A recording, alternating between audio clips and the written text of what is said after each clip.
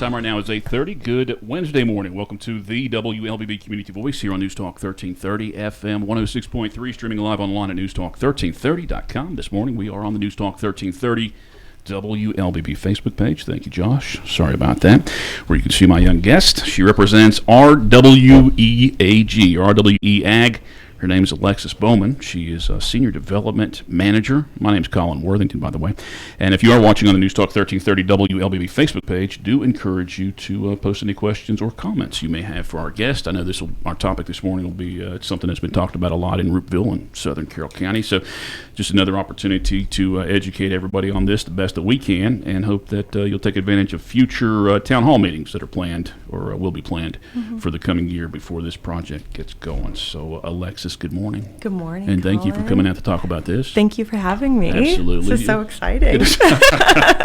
We want to thank your mysterious benefactor for hooking us up and getting you on the program this morning. And thanks to him for following the biscuit mandate as well, bringing in biscuits for the WLBB crew.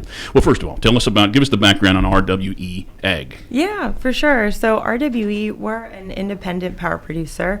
Specifically in America, we're the third largest independent power producer, meaning that we own and we operate renewable energy assets. So we do wind power, solar power, and standalone battery storage. And last year, Carroll County learned that there was a plan out there to build a battery energy storage system. We can call it BESS, if that's easy. Yeah, that's what I want to accommodate. Perfect. That BESS. It's on Highway 27 and Glenlock Road, right? Yes, that is correct. correct. In Roopville, it's like the eastern part of Roopville, pretty close to the city limits. Yeah, so if you're driving towards Heard County, it would be on the eastern side of the road on 27. Okay. Take about 3 seconds to pass it. All right, tell us, what is this? What is a battery energy storage system? Perfect. So essentially what battery energy storage system, it operates like your phone, right? So at night you plug your phone in and then you use that energy during the day. So what we're doing that at a large scale, and what we're doing is we're balancing the existing electrical grid. So this is actually connected to the Southern Company system. So Southern Company can call on the battery when it is in operation to charge and discharge. And what that is doing is it's taking excess energy, like when people are sleeping at night, when we don't need that much energy, and it charges that. And when people wake up in the morning, they turn on a pot of coffee, they might run a load of laundry, right? Southern Company can call on that battery to deliver that energy that had been stored. And the reason that we do that is it's really to balance out essentially electricity prices. So it charges when the cost of energy is low, and it discharges when cost of energy is high. So it allows Southern Company to not have to turn on diesel peaker plants or another natural gas turbine. So you're essentially providing downward pressure on electricity prices. So will those energy prices, the lower prices, be transferred down to the customer, as in, people who live in Roopville using the energy? Yeah. So you're probably wondering, well, Southern Company, what does that have to do with me? I pay my power bill to Carroll EMC. So what Carroll EMC is that they are a energy distributor. So they're going to buy energy from multiple people around the state, like Oglethorpe Power, like Southern Power from Vogel, right, the nuclear plant, and they're going to distribute that power to the residents in Carroll County. And so when Southern Power now can offer lower electricity prices because of having more BESS on its system, then Carroll EMC can then buy that power for a lower cost. All right, my guest this morning is Alexis Bowman. She is the Senior Development Manager with RWE Ag. And I expect, honestly, and I'm sure you expect too, the majority of this show you're going to be on the defensive. And I'm going to say, what about this, what about that? Sure. But I do want to give you this first segment to explain and give all your perspective. And you'll be able to do that throughout the show. Again, people listening and watching at home, I encourage you to post any questions or comments to the News Talk 1330 WLBB Facebook page. Why was Roopville selected? So with any of the projects that we do, whether it's wind, solar, or battery, the most critical piece of that is the existing electrical infrastructure. And there is a existing Southern Company substation adjacent to the property that we have under option. It's a lease option. It's a 230 kV substation, has a transmission line coming in, a transmission line going out of it, right? And we have studied that with Southern Company, and there are essentially zero network upgrades. And that is really key. That is like when we look for projects, right, we are looking for things that are not going to cost the consumer money. And so when I don't have to upgrade the infrastructure in that area, then I'm not passing any costs on to the consumer. So this is like, not only is this a good thing for the grid and not having to do additional upgrades on it, right? It's good for Georgia Power because they don't have to fund our they don't have to fund our investments, right? And one thing that was a little bit confusing about the project is that we have to compete to get these online with other companies doing this, right? And so what I'm trying to do is I'm trying to provide the lowest cost project to Georgia Power so that we get selected and that we can bring this online. Is there a maximum storage in these facilities? I mean, is there a point where you guys will have, a certain level and like you can't get any more? Yeah, so it's a 100 megawatt plant. So that is the capacity that we can store. And do you reach that? I mean, do you expect you to reach that in 6 months? Does that take years to accumulate? And is it just based on 4 hours? It takes 4 hours to charge. To reach the maximum? Yep, and then it discharges for 4 hours. What kind of investment financially is this in the city of Roopville, the county, and how about jobs? Right. So this project is outside of Roopville city limits, so I can only speak directly to county impacts. This is an $80 million capital expenditure, right? That is what our investment is. That's just an estimate. It could go up depending on, supply chain or things going on geopolitically, right? And so it could be more. But what we're anticipating is a property tax revenue of $17.6 million over the course of 20 years, which is the life expectancy of the project. And we can compare that to if the land were to stay as is, it would make $2,800 over 20 years. And jobs? 1 to 3 permanent jobs. Okay. And at height of construction, you'll see about 40 people at most on site. So what is the proposed timeline now? We did hear about this late last summer, the discussions and, but where we are right now, it hasn't been officially proposed to a commissioner, planning and zoning. So it's still just, I guess, in the discussion phase. Yes. So what's the timeline? Yeah, for we're that? still in discussion. We're going to be hosting a series of meetings this summer to continue to get the word out about the project. Probably at the Roopville Elementary School, we'll probably rent out the gym 3 to 4 times this summer. And we would like to apply for a conditional use permit this fall, but we really value, any collaboration we can continue to have from the community prior to that. And the conditional use permit, I mean, is that a recent decision that you guys made? Was it initially going to be something else that was more focused on? Okay. Right. So we had back last summer, we had been advised that it would probably make sense to do a rezoning. But when we were at our meeting in April, the residents really expressed that they don't want the zoning to change. They wanted to stay ag.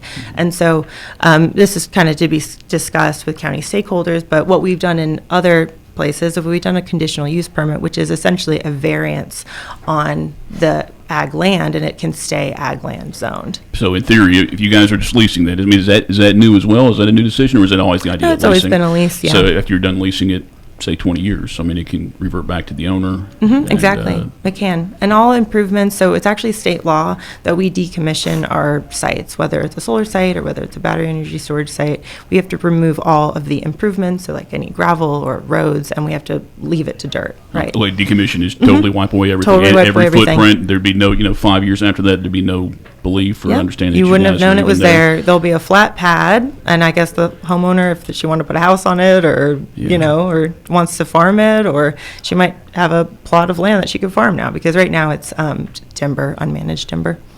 As far as renewable energy, I mean, over the last maybe 10 years, we're talking about, probably longer than that, solar power, windmills for power. And those kind of seem to be fads. I mean, it's like, they reach a little peak and kind of go down. Everybody gets excited about it first. I mean, what's going to be the difference between this, the battery storage? Why will this last longer? Yeah. Well, I would push back a little bit on renewables just being a fad. I think right now the country is at 24% renewable energy generation as a whole, right? Which is a pretty large mix from going from, a couple years ago from like 12% up to 24. But what's really critical about renewables is they're fast and deployable, right? And so when we think about permitting a new nuclear plant or coal or natural gas, you're going to run into intense permitting hurdles, right? From an air quality permit, right? When you're dealing with natural gas and coal, or from a nuclear, right? The safety and the regulations you have to go to because of the volatility of the fuel, right? But when you talk about solar and battery and wind, those are projects that can be permitted really easily because we have no air emissions. And as long as we have a willing landowner and a willing county, right, we can get those across the finish line a lot faster and meet the country's growing energy demands. All right, Alexis Bowman, our guest on this morning's Community Voice program. She is Senior Development Manager with RWE Ag, and we're discussing a potential battery farm. BESS, what's it again? BESS. Battery Energy Storage System. Planned for Rubeville. We're talking about that this morning, and we do know. I mean, we have to accept that there are a lot of concerns from residents in Rubeville. You guys had your first town hall was in April of this year, so yeah, I'm going to give you an opportunity to ask more questions. I mean, there were plenty of questions asked during that session and comments made, but feel free to post those to our Facebook page right now. So we take our first break, come back with more of this conversation. Time right now is 8:42. Community Voice brought to you by Tanner Health System and Tanner Health and Oak Mountain Academy. The customized academic scholar journey at Oak Mountain Academy is individually designed to provide students with a personalized, clearly defined academic track that earns the student a series of distinctions upon graduation. This journey enables academically driven students to pursue a focused, rigorous course of study personalized to their wants and desires. I'm Patrick Uran, head of school, inviting you to journey with us on the mountain. For more information, visit us at oakmountain.us. Discover your journey at OMA. Prepare, explore, and achieve. Consider the Mobius strip. Take a strip of paper, twist it, connect the ends. This connection forms a continuous loop. Seamless, infinite. That's how your healthcare should be too. At Tanner Health, the Mobius is our symbol and our promise, representing our continuum of care and our commitment that the services you need will be here for you always. We're not just changing healthcare, we're redefining it. See more at tanner.org.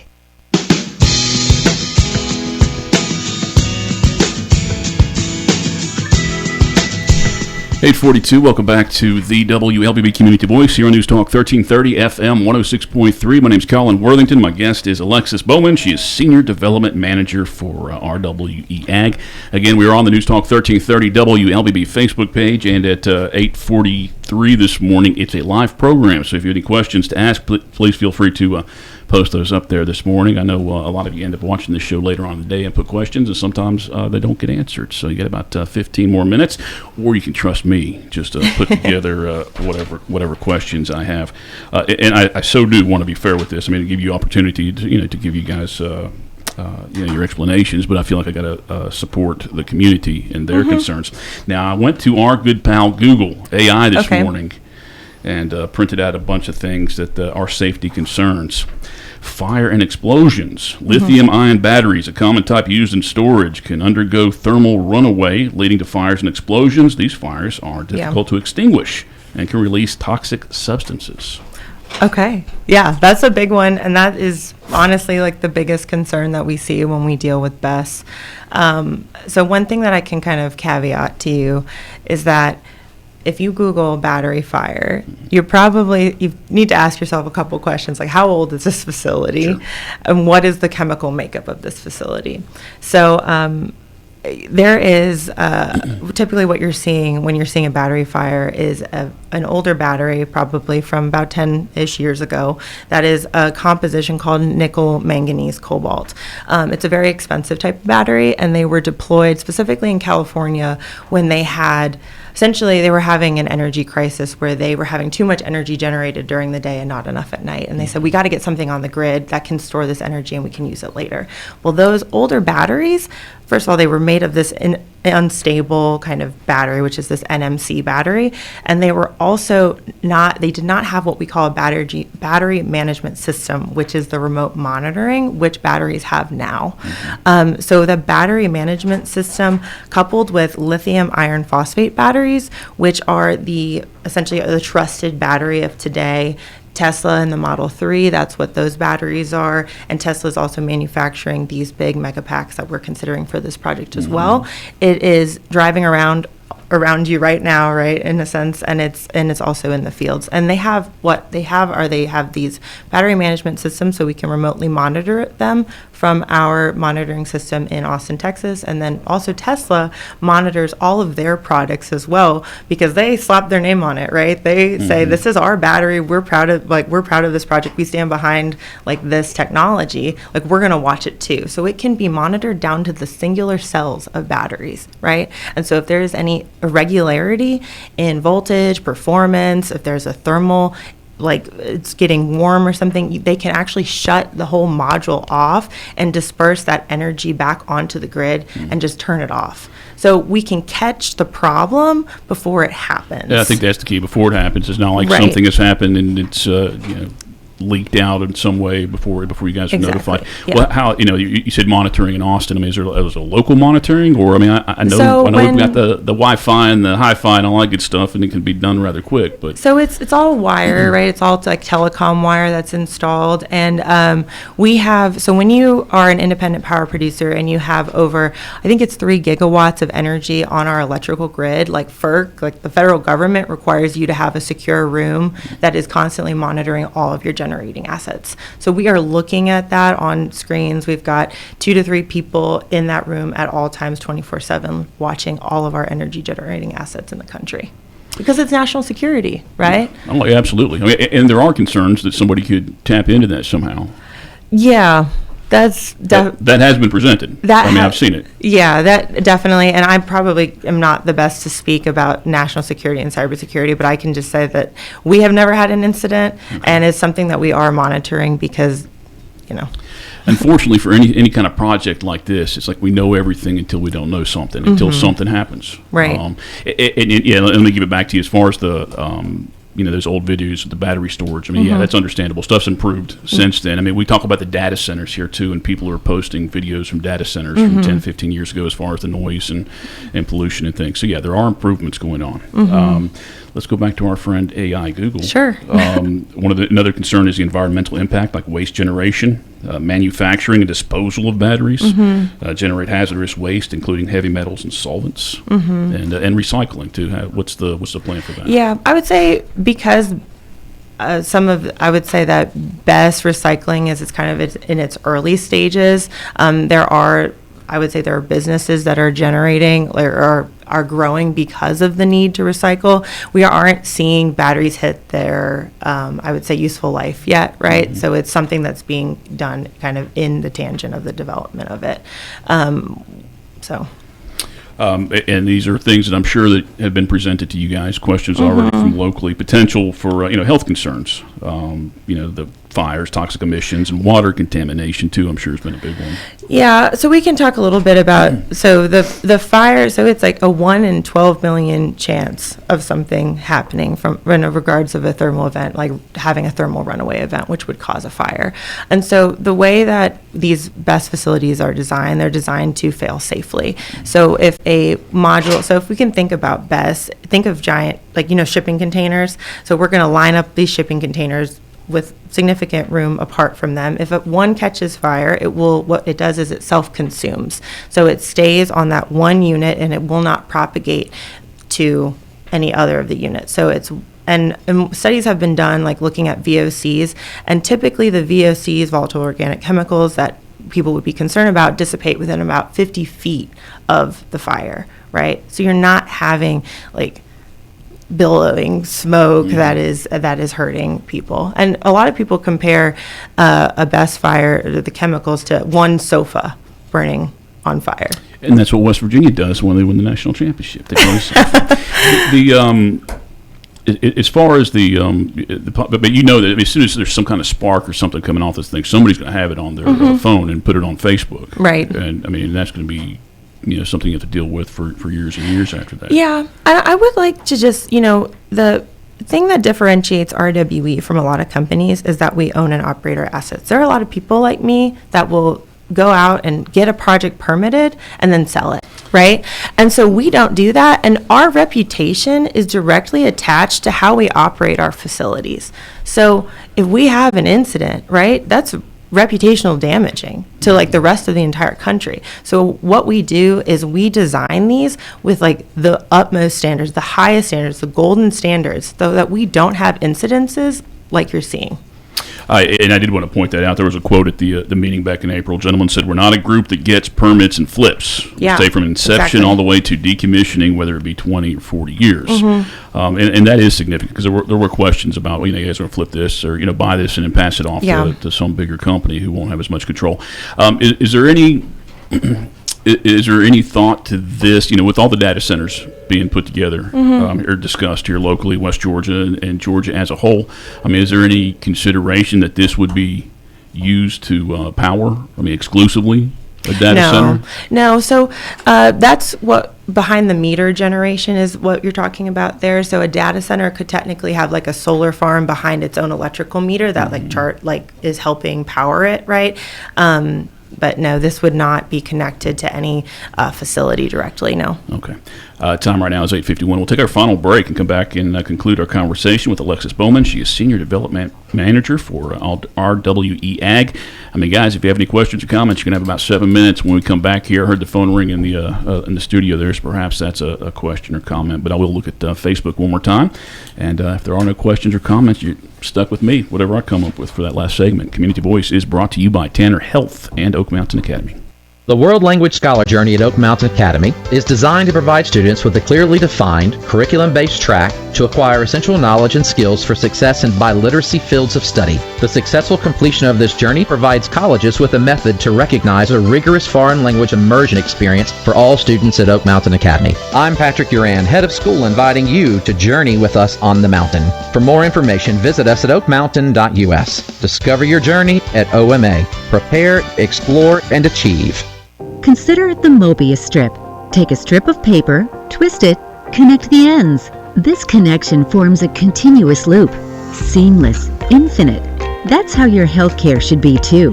At Tanner Health, the Mobius is our symbol and our promise, representing our continuum of care and our commitment that the services you need will be here for you always. We're not just changing healthcare, we're redefining it. See more at tanner.org.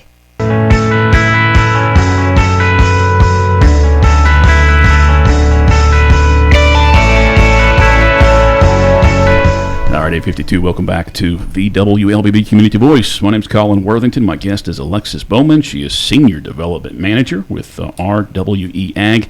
And there's discussion for a planned battery farm, I want to say. Do you guys consider that term, is that slang? Is that offensive to hear that? Because, I've used it just because it's easier, and I know other people are using it.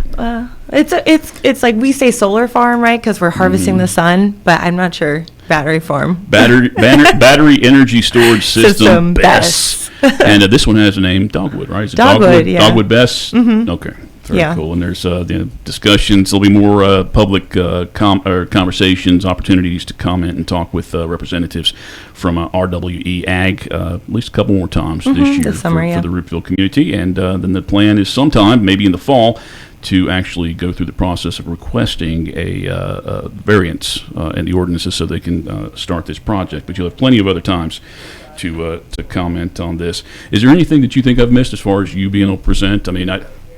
Obviously, you guys are going to have to go through a lot of PR on this, a lot of marketing to go through this. Is there something that maybe hasn't been brought up in any of the conversations yet, or even today?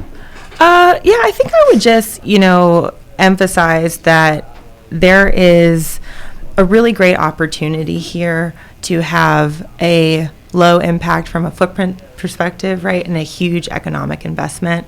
And one thing that, we haven't really had the opportunity to discuss with the community yet is how can we directly help the Roopville, which is obviously in very close proximity to the project. And I know that they have kind of a plan to do some economic development there, or some sidewalks and making just improvements right to the town. And would love to support any kind of projects like that. And I would love to hear from the community of what would make your town better, right? And I would say that RWE would love to be a part of that as a good neighbor, right? And we're signing up to be a neighbor for 20 years here. And so how can we best make our town and that term neighbor, I think they would appreciate that. I think they would love it more if it was somebody local. I think they'd be more open to conversations if it was somebody that grew up here and was part of their community. I totally understand that. As far as funding, and I guess with the other projects, is the government subsidizing this at all? Because if you think about like the green energy things, where money was put out, to encourage things like this, maybe as far back as Obama. Yeah. So that is a bit of a complicated question as far as how we get our federal incentives, right? Battery energy, while there are some incentives, what battery energy benefits from is the majority of the batteries are manufactured in this country. So we are actually promoting, in buying and procuring billions of dollars of U.S. goods. And last year alone, we bought $1 billion worth of products in the United States for our projects. So I think as far as the tariffs go, we're going to be in a good spot with this project. And hopefully, we continue to be able to provide these projects. And, the president himself has declared a national energy emergency in this country. So you're not concerned with the current administration's, maybe different views than, say, Obama as far as green energy. I mean, you don't see that coming back to not haunt you guys at all. concerned. And I feel comfortable. I mean, we're a really, really large company, and we're the third largest independent power producer in the country. So I feel like we're well insulated to it. And we've been shifting, right, to U.S. supplied equipment. So. All right. Well, I do want to thank you for coming out and talking, being so open to talk about all this, and perhaps we'll have you or somebody else on the program, later in the year as we get close to requesting that before the Board of Commissioners. How about yourself? How did you get involved in this? You and I were talking. I mean, you're a journalism major. Yes. So how did you get involved with this? Yeah. So I went to University of Georgia undergrad. With the young kids that are here with us this Go morning. Dogs. Right? Yeah. I was in public relations at Grady, and then I did economics at Terry. So double major, stayed an extra year for a football season. I stayed 6 extra years in college for football season. And I got into energy because we were looking, I had an advisor in my thesis that wanted me to look at how nuclear phase out in the United States would impact electricity prices. And I thought, oh, this is interesting. I didn't really think about electricity unless it was out, right? If I turn it, on in the morning, if it's not there. And then I ended up going to graduate school to get my master's in environmental management and specifically studying renewable energy. Okay, so you didn't just stumble across this. You get that nice journalism degree and discovered a job that actually paid something as opposed to journalism. Remember that, kids. It doesn't pay anything. All right. Thank you for coming out this morning. Yeah. Is there a phone number, is there a contact or a website where people can spend some time and get more detailed in this? So we have a community line, and you can give us a call at 1-844-680-9463. Do you want me to repeat that? Yeah, sure. Okay. 1-844-680-9463. And that is a voicemail line, but I or another person from RWA will call you back on that line. Very good. Again, thank you, Alexis, for coming out this morning. Thank you so much for having me, Colin. I was hoping to show off for the interns and hit the post exactly, but I think I'm going to be at 30 seconds short or so, Josh. But tomorrow on the Community Voice program, I'm hoping to have Cooper Criswell on the program. I believe he's back in AAA pitching for Worcester Red Sox, but he could get called up any time. He's gone back and forth about 5 or 6 times this year. He's scheduled to pitch for AAA on Friday, but he really could be called up before then. And like I said, hoping to have him on the program tomorrow morning. Going to work that out with he and his father sometime today, hopefully. So tune in for that program tomorrow morning, or it'll be one of our classic archived programs that we'll dig up at 8:30. So Community Voice, as always, brought to you by Tanner Health and Oak Mountain Academy. Have a great Wednesday, everybody.